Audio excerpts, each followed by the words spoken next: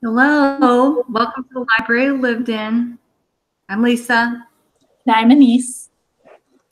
and we're going to talk about Roald Dahl books today. The many, or at least some of the many Roald Dahl books today. So we did pick and choose this month, right? We just said any Roald Dahl. I tried to just pick ones that I had never read before. Like I'd read a handful and just read as many as I could. What did you pick? What was your approach? I had read several before, and I thought about rereading them because I really like them. But I decided to go for something new, and actually something that I hadn't heard of before, which was a collection of his adult work. And so I read several of the short stories from a collection called Skin and Other Stories. I think somehow I didn't, I wrote down a bunch of his, but I don't remember that one. Yeah, when I saw it, I was like, oh, what is this? I've never heard of this before. So that's like you picked that one and read that one. I did not read all of the short stories in it, but I read several. Okay. So what year did that come out? It looks like it was published in 2002. Oh. But all of the stories in it are from the 40s. And okay. Except for one short story that's from 1988, but that's not one of the ones that I read. Okay. That's interesting. And they're all adult ones. Mm-hmm. See, I thought I was all prepared because I thought I had all of his books figured out, and I have that one, but it sounds like that one was published, after he passed away. So yeah, that's allowed, right? Okay, so I read in counting the books I had read before and the ones I've read now, I thought I've cut out this huge chunk. I thought I read all these Roald Dahl books, and then I went through his whole list, and I was like, wow, I just barely scratched the surface. But I figured out I have read 13 Roald Dahl books now. That's a pretty good chunk. So not bad. But I didn't realize he had as many books as he does. So, and I read, all of mine are children's, all the ones I read were children's books, and then 2 of the memoirs. Okay. And so he has, I think there's a third one that was published after he passed away, but the 2 that he wrote, then I read those 2. So What did you think? I guess usually we do a star rating. I guess I can't do one for all of them, but what would you do, I guess, for yours? So my favorite out of all of the Roald Dahl books that I've read is Charlie and the Great Glass Elevator, which is the sequel to Charlie and the Chocolate Factory. And so reading the adult stories, I wasn't quite sure what to expect. And I think they're, when you're reading Roald Dahl, you're reading Roald Dahl. He has this kind of quirky sense of humor and sometimes a little twisted, maybe not exactly disturbing, but not quite normal either. And so as I was reading these stories, I actually thought to myself, this was a good pick for Halloween because they were a little creepy. Really? They were. So the story that this anthology is named for, Skin, is about this old man, and I guess he's not old at the beginning of the story, but he becomes friend with this like starving artist, and he's like not successful, but he just keeps painting anyways. And they get really drunk one night, and the guy tells him to paint something on his back and then tattoo over it. And so he does it and like completely covers his back and tattoos it on. And then like they drift apart and like never hear from each other ever again. And so years and years later, this old guy is like homeless. He's like on the streets, and he goes past this art gallery and recognizes the work in the window as being done by this guy that he knew back in the day. And so he's kind of a little bit unhinged at this point. So he like bursts into this like opening night in this gallery and is like screaming at everyone there that he knows this guy and he has one of his artworks. And so he pulls off his shirt and everyone sees it and they're like stunned because this guy became like a super huge famous artist and all of his work is like worth like millions of dollars. And so they're like trying to get him to sell the painting. But it's on him. And he's confused and he's like, I don't know how I can do that. And then someone comes over and is like, instead of letting me buy it from you, how about you come live at my like Mediterranean hotel and you just like lounge on the beach every day so that my guests can enjoy the artwork. And so he goes with this man, and then like at the very end it's like this man, it doesn't like you just it doesn't tell you what happened, but it's just like, well, that man did not in fact own a Mediterranean hotel. And several weeks later, a certain brand new piece of art by this person appeared, like heavily varnished, like on the market. And like we can only pray for the well-being of that old homeless man, something like that. That's horrifying. I know. Properly. So anyway, I don't know. It's not what I would usually read, but I did enjoy reading the short stories that I made it through in this anthology, probably mostly because it is Halloween time. Right. Creepy is okay. Yeah. So even like in his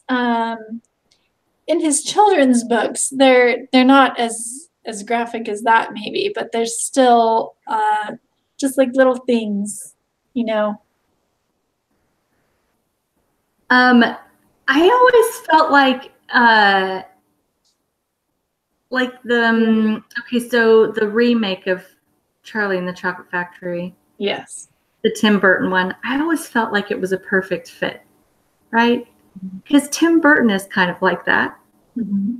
And they really kind of just go together really well. I just feel like that personality kind of is just there. Yeah. You know, just a little quirky, a little off. I don't know. And I found that like I don't really like most of these books. Uh-huh.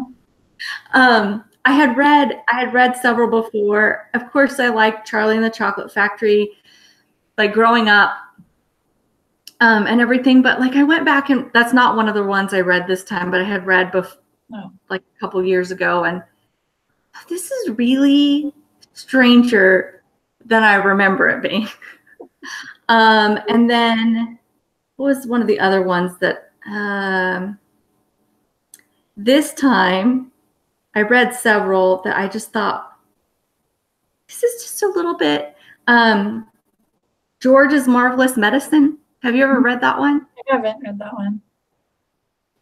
So it's really short. It's really short. But this kid, and he lives with his parents, and his parents go out for the day, but their grandmother, the grandmother lives with them, and the grandmother is horrid and treats him horrid, and especially when the parents are not at home. And she just nags at him, and she's a terrible person. And so he decides one day he has an opportunity for some payback. And so he's supposed to give grandma her medicine at a certain time. And he decides to replace her medicine with his own medicine. And so it's like a liquid. So he takes the bottle and he dumps it out, and he takes a pot and he mixes everything he can find in the house and in the garage and in the workshop, like chemical, everything you can think of, like paint and engine oil and shampoo and anything you can find in the house. He dumps it in there and he makes his own pot of stuff, and then he pours it into the medicine bottle, and then he gives it to her. Mm-hmm. And then like she grows like Alice in the Wonderland, like she grows through the house, pops through the top of the house. And then it goes through this really weird thing where his like they have a farm. And so his dad comes home and he's like, this is fantastic. We're going to give it to all the animals, because if we can have supersized animals, then we can sell them. And oh yeah, go ahead.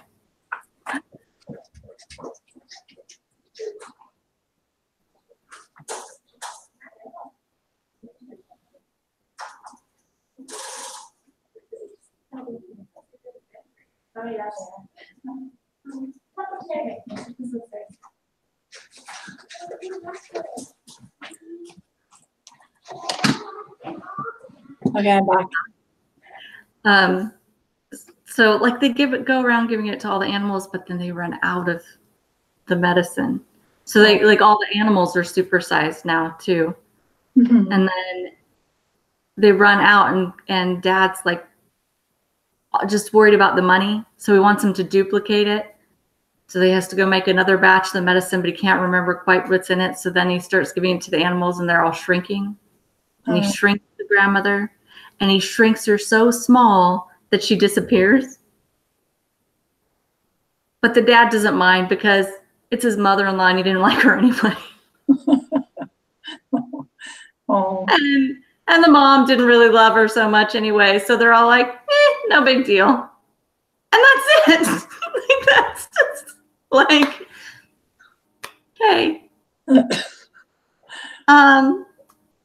I'm just not sure how comfortable I am with this book. Yeah, I think, well, I'm sure you know more than I do since you've read memoirs, but from the little bit of reading I did, it seemed like Roald Dahl's like formative years gave him kind of a bad feeling about authority figures. I agree. And I've done a lot of thinking about this, like, because several of his books I'm just really uncomfortable with a lot of them. Like I walked away from a lot of them feeling like, what just happened here? Like there's a couple that I'm like, I like. Like I liked Matilda for the most part. Mm-hmm. Like there's a couple of them that I'm like, okay, but I don't love them, which puts me probably at odds with most of the world. But I just couldn't figure out why. And then I was trying to look at the memoirs and look at like, where did he come from? Like what you're saying with his formative years. And then I thought, like, you're really young. He was, he goes straight into World War II. And then, I mean, he went through some rough stuff. And I just thought, coming out of that, like what sounds better? Like what sounds like the best thing other than giving children the chance to just, have make believe and all the fantasy that you could, that you could have and the magic that you can have. And like you said, no consequences with the authority figures, and you can And I thought, well, okay, like it makes sense why it would come out that way. I still don't love most of the ones that I read. I loved the memoirs. They were amazing. Like 5 stars. I would read them over and over. And I wish that he had written more. They're very short. And he says that he didn't like to write about about them, about his personal life or about real things. He'd much rather write about. He doesn't see the point of it. Like he'd rather write about like made up things. Mm-hmm. But his real life is so fascinating. Like I wish that he had written more about his real life. Yeah, I think it probably does have to do with dealing with hard things that you have to go through. Maybe it was easier for him to do that by making things up rather than just thinking about the facts, even though that would be interesting and not maybe have the same kind of baggage attached to it for us reading it that it would be for him. Right. Which, you know, that's fair. Mm-hmm. He, like, I don't know. I think too, like, what were the options? What were the options then for coping mechanisms? You know? Alcohol, probably. Yes. There weren't a whole lot of productive outlets. Mm-hmm. You know, you didn't come home and go to therapy, and they didn't diagnose you with PTSD and get you help for that. That wasn't him. Well, and he was like an ace pilot, wasn't he? Yes. Oh my gosh. So it's so amazing. He basically went in with almost no flight training, very little flight training. Like, I should say, like, he had basic flight training, but like no training on the plane, like the type of plane. And they were like, well, good luck, and sent him off. And he was like, here's your first mission, and go. And he crashed like on his first mission, and like serious injuries, and was in the hospital or medical hospital, you know, military hospital for a while. And then as soon as he recovered, they sent him back to his unit with another new plane and was like, good luck, threw him out there. But the second time he learned quickly and was really good, was a, you know, really good pilot. So the first time he crashed was in Libya. Mm-hmm. And then they sent him to Greece.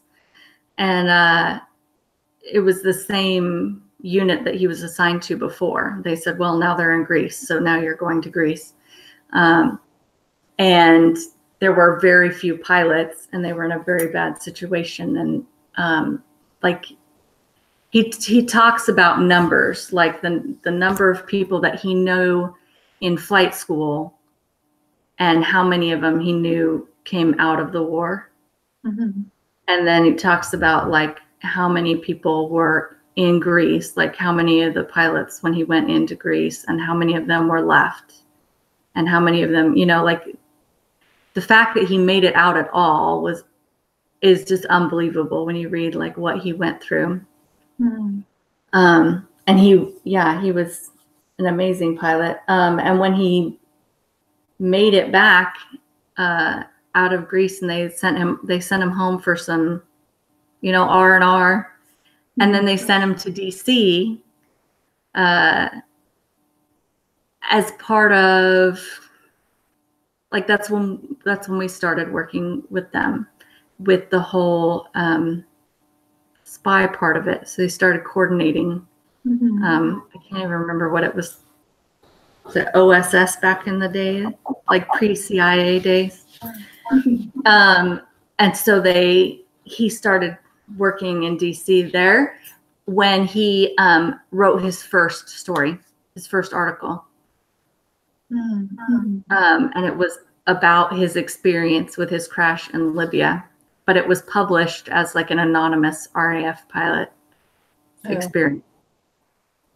So another author had come and asked him to share his experience. And he was like, well, just write up the notes and I'll write it up. And he did such an amazing job writing it up that he was like, I'll just submit it this way. And he just gave him the cash for it. Mm-hmm. So, but yeah, he went through like crazy experiences. That is amazing. So yeah. It's funny. Like, I don't know. He like ended up in Tanzania in the first place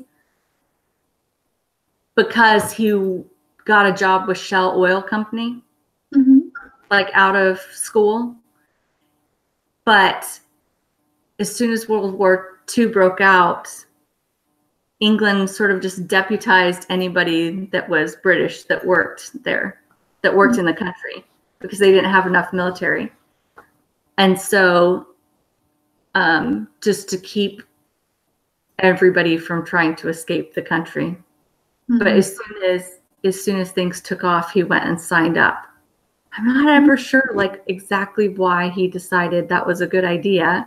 You know, like what made him say, like he describes the whole experience of basically being told like, you're military and this is what you're going to do without having any training, you know, and how scary that was. Like, so what made him say, yes, I want to go be a pilot? Like, but he's like went and signed up right away after that, which that was kind of crazy. Like, I don't know, but he was, I don't know, like young and adventurous still, you know? And I think maybe not so much after, like after you come out of it, like you're a different person. Yeah. So the short stories that I read were all from the 40s and 50s. When were the other, like all of the children's books that he's known for, when were those published? So they start around 1960. Okay. And then go through 90. I'm trying to see what year he passed away. He died in November of 1990, but he still had, like his last couple of books were published in 90 and 91. So they must have been like already in process, you know? And a couple of those were children's and a couple of those were adult books. But like he didn't really have any children's books published until 1961, except the one he did for Disney. So I don't know if you've heard of that, but like right after the thing in DC, when he was working in DC, but right after he published that story, Disney hired him, like got a hold of him, and he came out and he spent several weeks at Disney Studios, and he wrote the RAF story. Did you know about that? No, I haven't. It's amazing. So the book is called The Gremlins. Okay. And if you look it up, like all the illustrations are very like 1940s Disney, and it's amazing. And they were going to make a film. They ended up not making the film, but like you have all the sketches are all like the original Disney, you know, sketches for it. But he wrote the story, and it's basically like, what if all of the things that happened to make the planes crash in war were not really the other planes, but it was these little gremlins, these little elf things, creatures messed up the plane. So it was just kind of like a fun sort of making the war a little less awful. And it was just one of those projects like Disney took on more. It was when he was taking on everything and then like scrapped some projects because he just couldn't do it all. So he went out and spent like 3 or 4 weeks at Disney Studios and planned it all out and everything. But so the book got published. When we were in England, they republished it. So I have a copy of it. It is awesome. It is like a way cool piece of history. And it's all about RAF, not about America. Back then it wasn't USAF, it was Army Air Force. But it's not about US, it's all about like, that's cool. Anyways, RAF. So it's really cool. But so that's the only one that was published. That's the only children's story that was published before the 60s. So after that. So I don't know. I feel like maybe he tried his hand at the adult stuff first, you know? And I think he did a lot of articles first, you know? I avoided some of the adult some of the adult short stories because I had read somewhere that some of them are a little risque. I didn't come across those. That's good. I didn't read them either. You didn't come out what? I didn't come across any risky ones, but I didn't read everything in the anthology either. Well, it could have been other ones too. I don't know. And I don't know. I saw I read through some of where were his articles published, and some of them were published in Playboy. And I was like, oh, maybe I'm not going to read that one. So I don't know. I think he did a lot of magazine stuff early on, and then moved on to books later. I don't know why he switched over to kids' books, but James and the Giant Peach was the one in 1961. Oh, okay. So that's it kind of like that probably corresponds with when he started having his own children. Oh yeah. It looks like. That's true. Yeah. That's true. That makes sense. So here's some interesting things. He also did some screenplays and some stage plays. She was the co-writer for Chitty Chitty Bang Bang.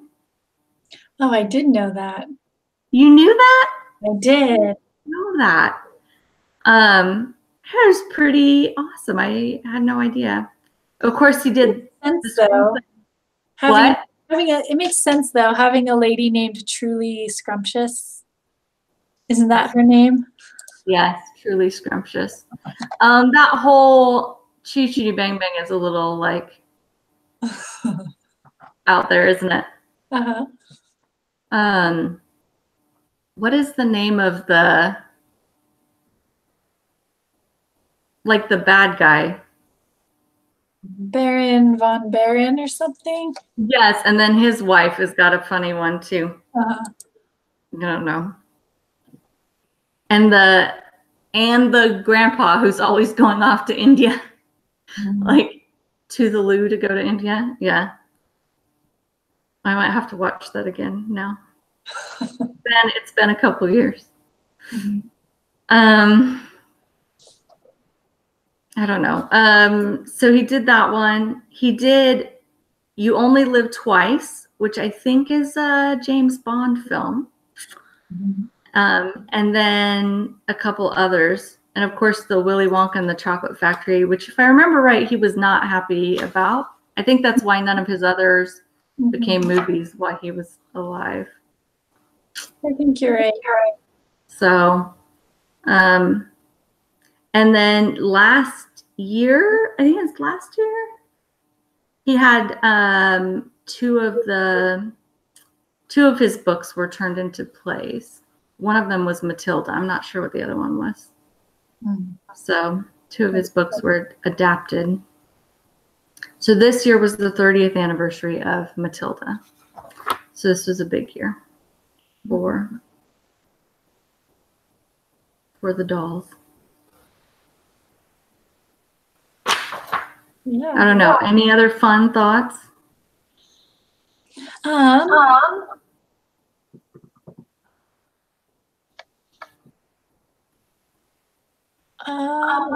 don't have any other thoughts. The little bit of reading I did about him,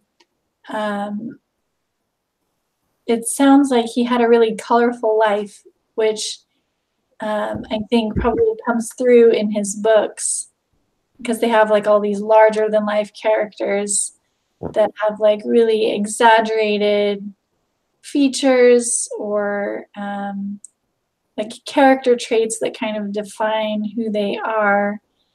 And I feel like he was maybe kind of like that too. I think you're right. So in Going Solo, so the 2 memoirs are Boy and Going Solo. And Boy, he talks about being a kid, growing up, and it stops like when he is an adult, right? And in Going Solo, it talks about like when he finishes school and he becomes an adult and he goes off on his own. And it opens up, he is like he's committed to Shell and he's done his training in his first couple years working for Shell, and they're sending him over to Tanzania. And of course he has to take a boat. And it's however long the travel was, I don't remember, but like it's not like a quick flight over. And so he talks about how this is the day and time where Britain was still an empire, and how it was still a matter of people that lived in the empire, the British Empire, and how different the people were who lived out in the empire versus the people that lived in Britain, and how they all have these weird quirks. Like he describes everybody on the boat, on the ship, and where they live. Like they've all been on vacation or whatever in England, but they're going back to their homes. And he describes like all their weird idiosyncrasies. And he talks about this one woman on the ship tells him, like, after a while, you're going to be like this too. After you've been out here for a while, it's going to happen to you. It happens to all of us. It's going to happen to you. And he's like, but he talks about how amazing it is that he got a chance to experience that before it was gone. Like, because it's this little piece of history that, you know, like it just isn't anymore. The world changed and it just isn't anymore. But I kind of get that feeling about him. Like he was an adventurer. I mean, he wasn't afraid to take off to Africa. And like he knew he wouldn't come home for 3 years. He wouldn't see his family. And just to go on a boat and say, okay. And then sign up for the RAF and be like, I don't know if I'm ever going home again. Like he had to have been a bit of an adventurous spirit and just a little bit wonky, you know, like had to be a little okay with that. Yeah. You know? So, yeah, that was the best book, by the way. Going Solo, that's the best one. It's not a long one. Totally worth it.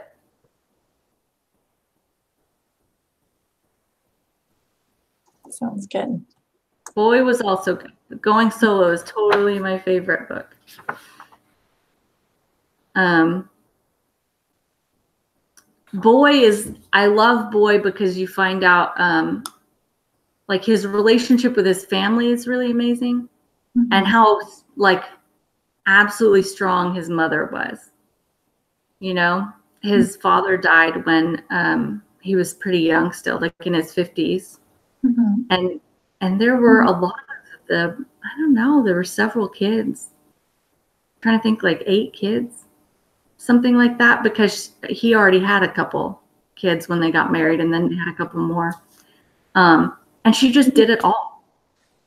She ran his part of the business, and she just parented them, and she took them on vacations, and she just did it all, you know?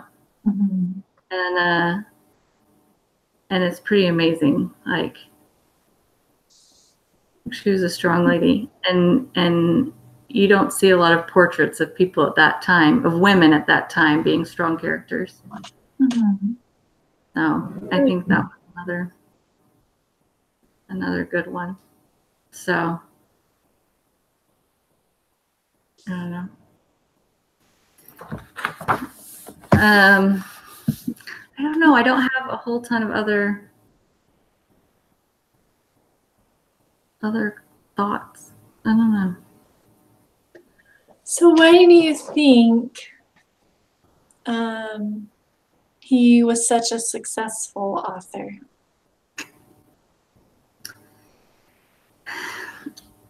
I mean, you don't have to pick just one reason, but just why do you think that is?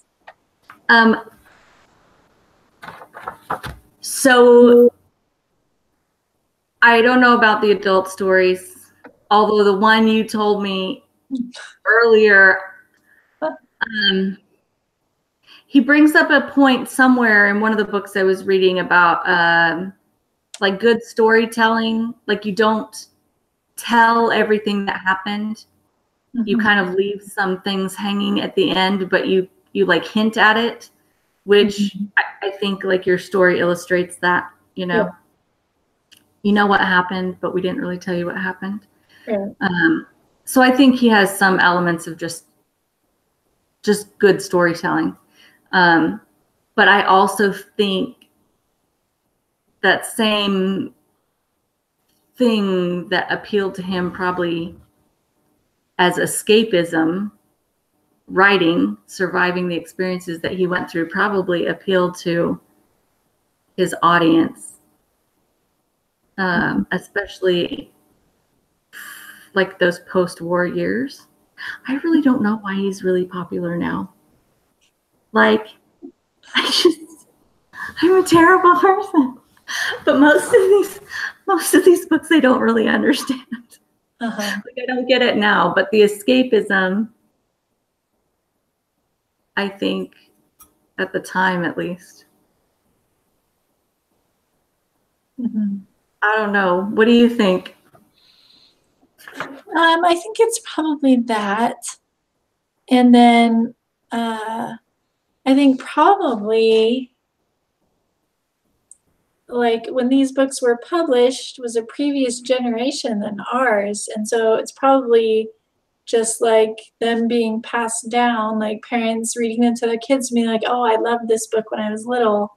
And so they read it together. And I think it's kind of being perpetuated that way as well, which is kind of cool. I think that's happening to Harry Potter. Yes. Yes. Well, and we do that, right? So I thought a lot about, like, my favorite all-time childhood book was From the Mixed Up Files of Mrs. Basil E. Frankenweiler. Mm-hmm. And I thought, like, I've read it as an adult as well. Mm-hmm. And thought about, like, how would I feel about it as a parent versus a kid? How did I feel about it as a kid? And all of that. Like, as a kid, the whole idea of running away to the museum sounded fantastic, and this whole mystery and all of that. As an adult, you're kind of wondering, like, where are the adults? I don't know. Like, why does it take them so long to figure out where her parents are? But there's this beautiful thing that happens, and I kind of thought about that with some of these Roald Dahl books as well. Like, if I had read them as a kid, would I feel differently? Where most of these I didn't read until I was an adult, you know? There's, which one is it? There's The Magic Finger. Yeah. The Magic Finger is all about this girl who figures out that she can control things with her finger. Like, if she concentrates enough, she can like she has the power to like zap something, or to like, she ends up being able to like across the room pick up a piece of chalk and write on the chalkboard, like just by like pointing at it. But she uses it to pull a prank on her headmaster, who's really terrible, and to get rid of the headmaster. And like, I thought like, okay, it was okay, but it wasn't like, wow, this is the best book ever. But I thought as a kid, you know, to say I have the worst principal ever and they're so terrible and they're always doing, you know, and to have like revenge against the principal, you know. So I'm sure if I had read a lot of these when I was younger, I would probably feel differently about them, because a lot of them is like kids having the power over the rotten adult in the situation. Yeah. So I don't know. I think that probably is a big part of it, of like all these real life things are happening that none of us can control. And so having that story that you can escape into, where like the people who are usually powerless do have control and make things different, is something we enjoy. Yes, for sure. For sure. And aren't there all, like, everybody has something that they wish they had better control over, whether it's, you know, the bullies or the adults or the parents or rotten grandma or whatever. So, yeah, I would be interested, like, I don't know, someday down the road to see what the statistics are like how popular the books are over time. You know, of course, I think they still sell huge now. You know? And the movies, I think, help make them more popular. But I think the movies, I wonder how a few of the things have changed from the books to the movies as well. Oh, that's something else I was going to ask about. So we had a talk a couple times about books that have been edited, right? Right, because of racist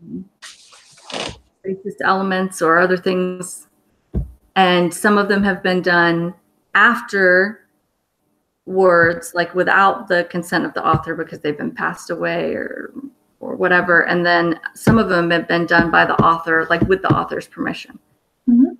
So one of the ones that we had talked about was Charlie and the Chocolate Factory. You'll have to remind me. So the illustrations have, I don't know that he changed any actual content, but the illustrations have been redone. I think the is it Quentin Blake? Yeah, illustrations are like the third round, I think, of illustrators. The first ones are considered more offensive. The ones in the Quentin L. Blake books, I don't have it with me. They're upstairs. The ones, if you look online, you'll find the images.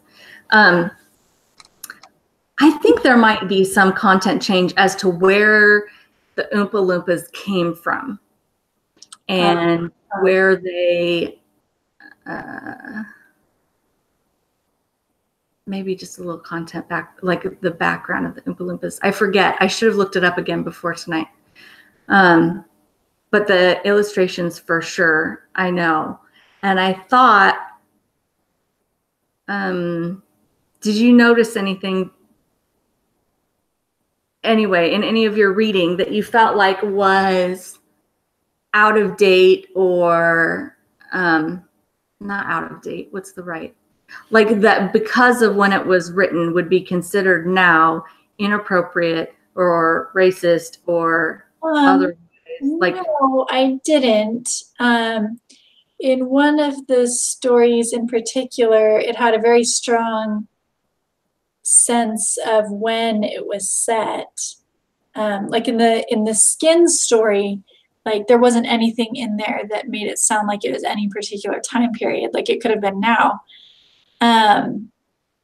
But one of the other ones that I read, I think it was the second one in the collection, it was called Lamb to the Slaughter. And that one was very, very firmly set in the 50s.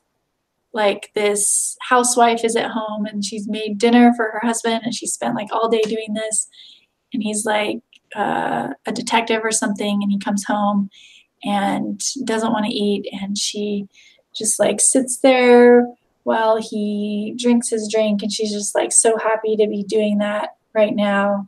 And then it's another part where like it doesn't tell you exactly what happened, but he tells her that he's leaving her, and so she like clunks him over the head with this frozen leg of lamb, and then like goes to all these lengths to cover it up in a really creepy way. But that one was very, very firmly set in the 50s. okay. I didn't notice in the in any of the things that I read anything that seemed out of. See, and I would think that one would be more like likely to upset maybe a feminist. The way the women are. Well, yeah, you do get the feeling by the end that she's like deranged. Yeah.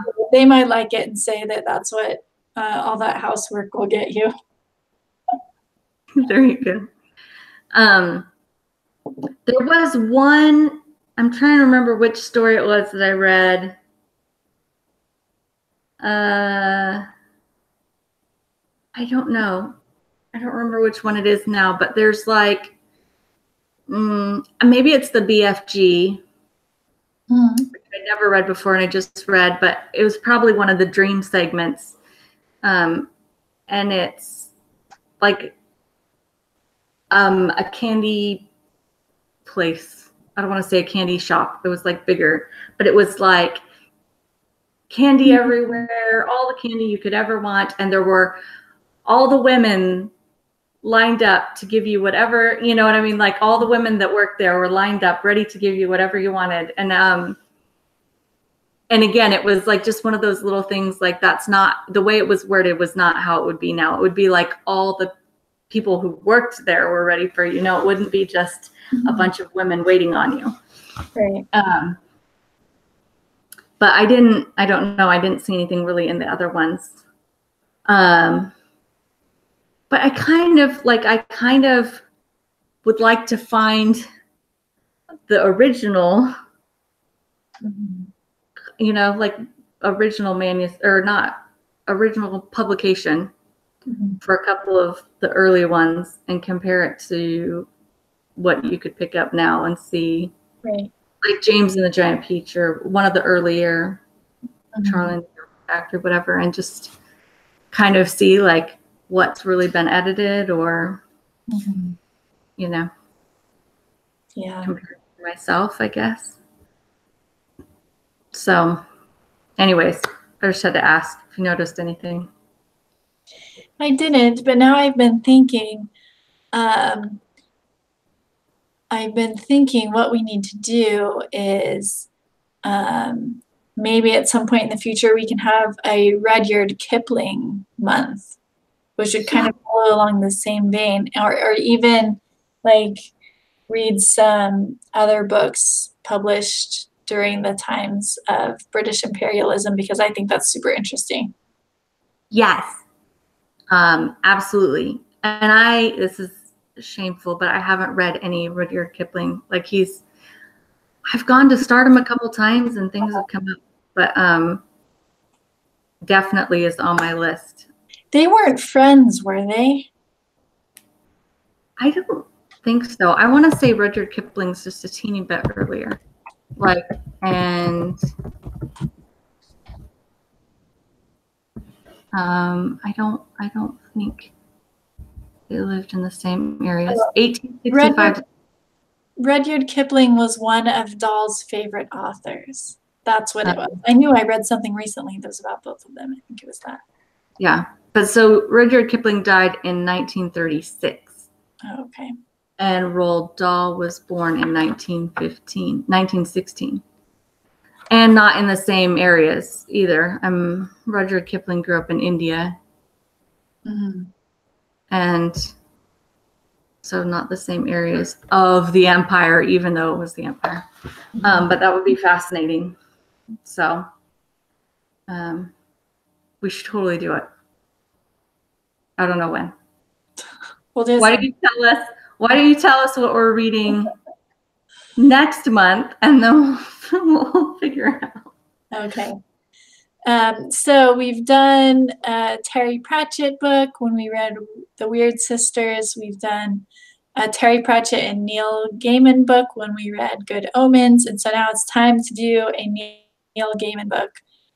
So we're going to read his Norse mythology, which I believe was published last year, which is basically his retelling of a bunch of Norse myths. And so I was familiar with some of them. So I've already read this book, but I'm really happy to read it again. Familiar with some of the myths and stories that were in there. And the characters, of course, will be familiar to probably everybody because it's all about Thor and Loki and everybody. Which, after having seen the Avengers movies, it's probably a little more enjoyable because I imagine the actors in my head when I'm reading this book. But anyways, so that's what we're going to do. All right. That's awesome. I'm so glad that you're leading that one. I know you'll do an amazing job. So that's fantastic. And we'll figure out when to do the other ones. Mm-hmm. That sounds good. All right. Well, we'll leave it at that then and call it a night. Call it a day. See you next time.